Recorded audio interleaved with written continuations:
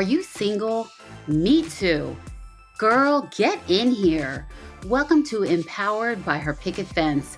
I'm Stephanie, and I'm a single woman, a single mother, and a women's empowerment blogger. And it's time for us to come to the mic and let people know what's really good with single women. So go grab that latte because we're about to get into it.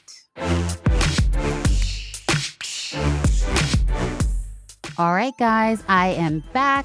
Thank you for joining me this week. And if you haven't already, please hit that follow button and leave me a review to let everyone know we are out here in these streets getting the narrative straight for single women. So this week, we are going to talk about the dirty little secret between women that men will never understand.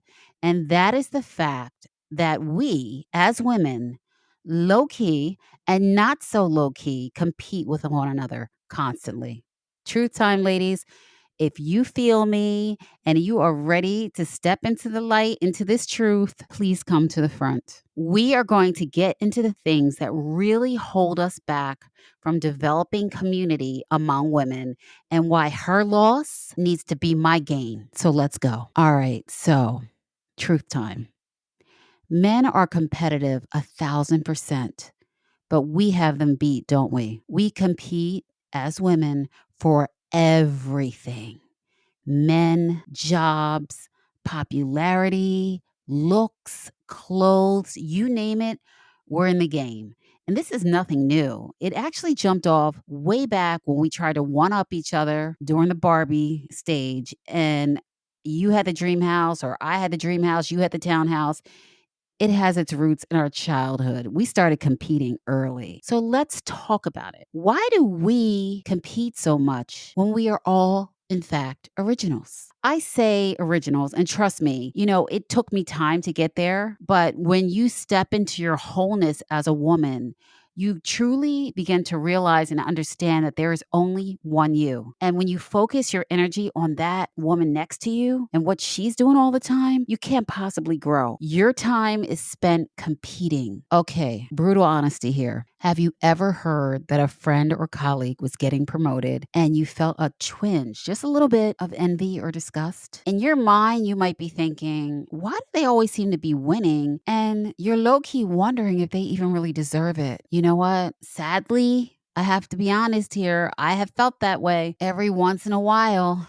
And it doesn't feel good to admit that to myself, that I was in that headspace at the time. But when I really thought about it, I realized that this feeling that I had was based on my own insecurities. I think that I felt like her winning was somehow going to diminish me and my own achievements.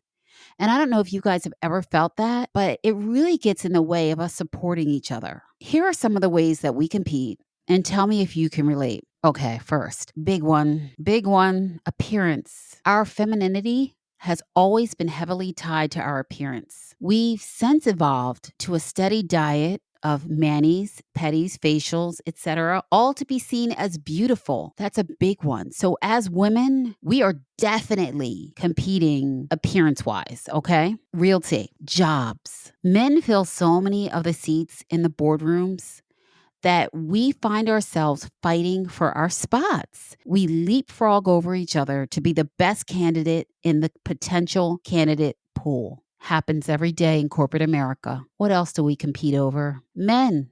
Okay. Men are visual beings. So we compete for their attention using our physical appearance, don't we, to lure them in. Truth time, ladies. We compete for commitment as we elbow aside other women in hopes that they choose us for a lifetime. We also compete with our kids. It extends to how well our kids are doing or not doing. Why do we do this? I think I know why. And listen, if you agree or you have your own insight into why we are doing this as women to each other constantly, click the link in my show notes and leave me some feedback. I think that we do this because we have a scarcity mindset. We are made to feel like there's a scarcity of everything that is important to us. When we operate within that condensed mindset, every achievement by another woman is perceived as a threat because we're competing for everything.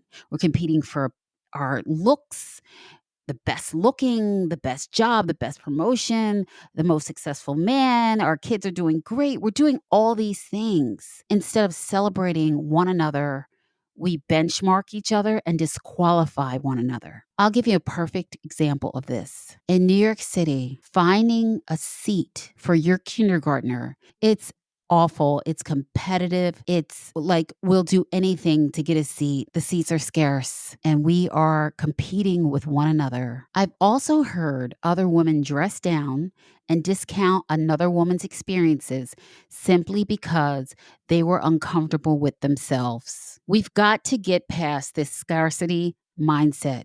We have to believe that there are enough good things in life to go around. And when we constantly feel threatened and we're constantly competing, we wall ourselves off from other women instead of supporting one another. In doing this, we actually lose community and support. Have you ever gone to an event, you're looking around for a friendly face, only for other women to eye you suspiciously and walk away? It's happened to me. And I'm like, what are we doing here? What is the issue? Or have you been at a meeting for work and you're treated coldly by other women that are your colleagues that you've known for years? Well, there's that too. We have to get past this. When we're able to get past the scarcity mindset and support each other, we can connect and form a true collective, a true sisterhood where we're able to support one another. Here are 3 empowerment moves that you can use right now to connect with other women in a supportive way. Number 1, if you focus on your authentic self, this will remove any threat because you are an original.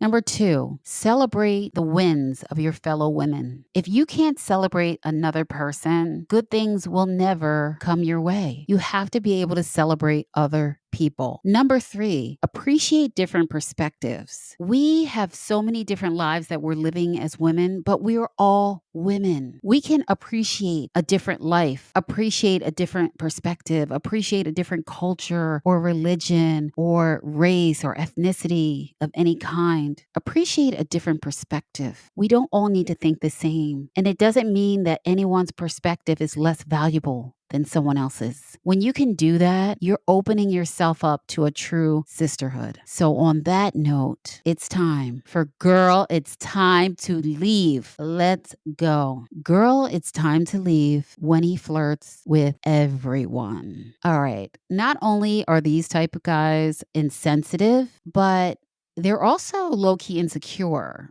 because they're trying to get your attention by casting a very wide net, a lot of times in front of you.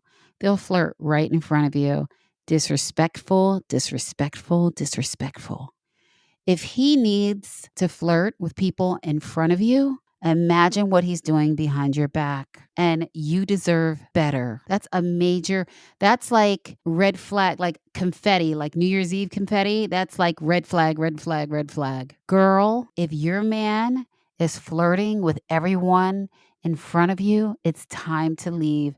That is a major sign of disrespect. So keep it moving and find the guy that only sees you when you're out together. All right, guys, meet me right back here next week. And don't forget to hit that follow button and leave me a review and tell all your friends because the single girls just got the mic.